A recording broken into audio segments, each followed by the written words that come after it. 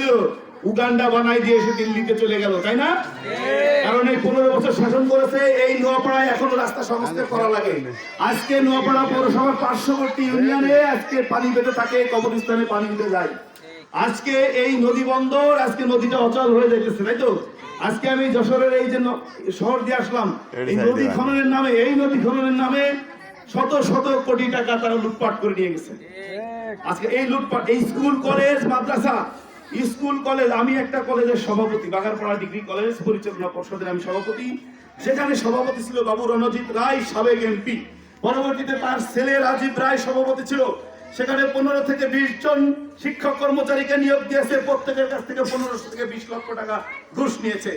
এবং শিক্ষকরা যখন তার কাছে কোনো স্বাক্ষরের জন্য যেত, 2 কেজি মিষ্টি আর 10,000 টাকা প্রতি করে দেওয়া লাগতো। তাহলে বোঝেন, প্রতিটা স্কুলের এবং কলেজের কি এই ঘটনা না?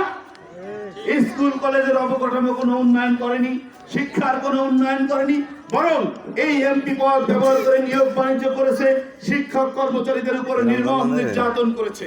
ফলে কি হয়েছে? শিক্ষা ব্যবস্থা ধসে পড়েছে। শিক্ষকদের কিন্তু শিক্ষার প্রতি ছাত্রছাত্রীদেরকে যে পড়াবে এ ব্যাপারে তাদের মনোনিবেশ ছিল না। আমি সভাপতি হওয়ার পরে বাগারপাড়া ডিগ্রি কলেজ কিন্তু এবার ইন্টারমিডিয়েটে সর্বোচ্চ রেজাল্ট করেছে বাগারপাড়া থানায়। তাহলে এটা ইনশাআল্লাহ আল্লাহর রহমত নাকি, আমার কোনো কিছু না। আমি ওই কলেজে সভাপতি হওয়ার পরে শিক্ষার মান উন্নয়নে কমিটি করে দিয়েছিলাম, তারা কিন্তু এইগুলো নিয়ে কাজ করেছে। এটারও একটা অগ্রগতি ইনশাআল্লাহ। আমি চাইবো আমি ওই কলেজ আগামীতে জেলা ফার্স্ট হবে, আমি সেই লক্ষ্যে কাজ করছি, আপনারা দোয়া করবেন। তাহলে আমি এবং এই কলেজে 2টি নিয়োগ আছে, ভাইস প্রিন্সিপাল এবং নাইট গার্ড। অনেক অফার বলে যে এরকম 20 লাখ 30 লাখ, সবাই বলে দিচ্ছে স্থানীয় নেতারা যে ওই জায়গায় এই কথা বলে লাভ হবে না।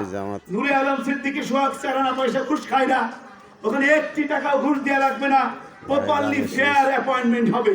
তাহলে আমি কিন্তু আমার উদাহরণ রাখছি, আমি কেমন করব এমপি হলে। তার যে মূল্যটা বাড়ে তার কি দেখলি বোঝা যায় বলেন? মাথা দেখলি বোঝা যায়, মর্নিং শোজ দা ডে, সকাল দেখলি বোঝা যায় দিনটা কেমন যাবে। আমি বিগত 30 বছর ধরে রাজনীতি করছি, আমার দীর্ঘ 27 বছরের রাজনৈতিক সহযোদ্ধা বড় ভাই এখানে উপস্থিত, তার কাছ থেকে শুনে নেবেন রাজনৈতিক জীবনে আমার কোনো স্পট আছে কিনা, আমি কোনো চাঁদাবাজি করেছি কিনা, আমি কোনো নিরীহ মানুষকে নির্যাতন করেছি কিনা। তবে হ্যাঁ, আমি অন্যায়ের বিরুদ্ধে কিন্তু দৃঢ় ইস্পাত, দৃঢ় ঐক্য করে আমি আমার সহযোদ্ধাদেরকে নিয়ে এই ফ্যাসিস্ট আওয়ামী লীগ সরকারের পেটুয়া বাহিনী এবং তাদেরকে রুখে দিয়েছি আমি যেখানেই থাকি। এইটাই হলো আমার ব্রত। আমার কিন্তু অন্যায় প্রতিবাদ করা আমার অভ্যাস, অন্যায় করা আমার অভ্যাস না। দুর্নীতির প্রতিবাদ প্রতিরোধ করা আমার অভ্যাস, দুর্নীতি করা আমার অভ্যাস না। লুটপাটের বিরুদ্ধে কথা বলা আমার অভ্যাস, লুটপাট করা আমার অভ্যাস না। চাঁদাবাজির বিরুদ্ধে কথা বলা আমার অভ্যাস, আমার চাঁদাবাজি করা অভ্যাস না। নির্যাতিত মানুষের পাশে দাঁড়ানো আমার অভ্যাস, নির্যাতন করা আমার অভ্যাস না। সুতরাং এমন একজন সংসদ সদস্য আপনারা কি চান? চাই। হাত তুলে দেখান, মামনের হাত তুলে দেখান, আমাকে কি আপনারা সংসদ সদস্য চান? আপনাদেরকে ধন্যবাদ। আল্লাহ আপনাদের এই আশা পূরণ করুন ইনশাআল্লাহ। আল্লাহ যদি আমাকে এমপি বানায়, আপনারা গর্ব করে বলতে পারবেন আমরা বাংলাদেশের মধ্যে একটা এমপি পাইছি, অ্যাডভোকেট সোহাগ আমরা এমপি পাইছি। আপনারা গর্ব করে বলতে পারবেন যে আপনাদের এই আমানত ভোট দিয়ে অন্যায় হয় নাই। কারণ আপনাদের ভোট পেয়ে আমি যদি কোনো অন্যায় অপরাধ করি, এরও কিন্তু একটা দায়ভার আপনাদের উপর চলে যাবে।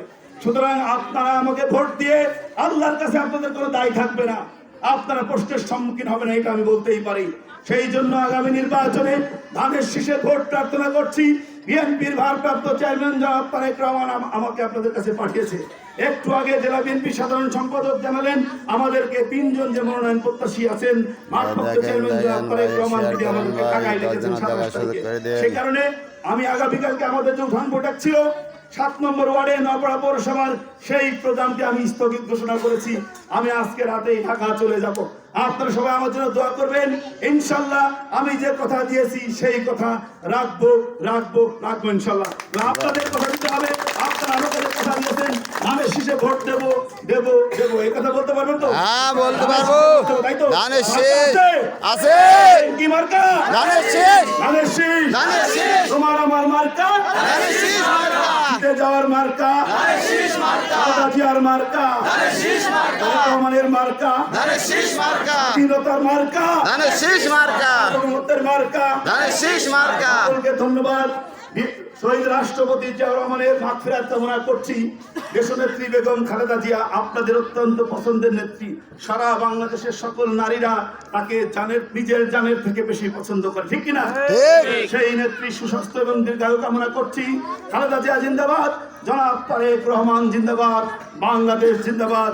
সকলকে ধন্যবাদ। আসসালামু আলাইকুম। ওয়ালাইকুম আসসালাম। আপনারা একটু লাইক কমেন্ট শেয়ার করে দেন ভাই, যাতে 10 জন দেখতে পারে।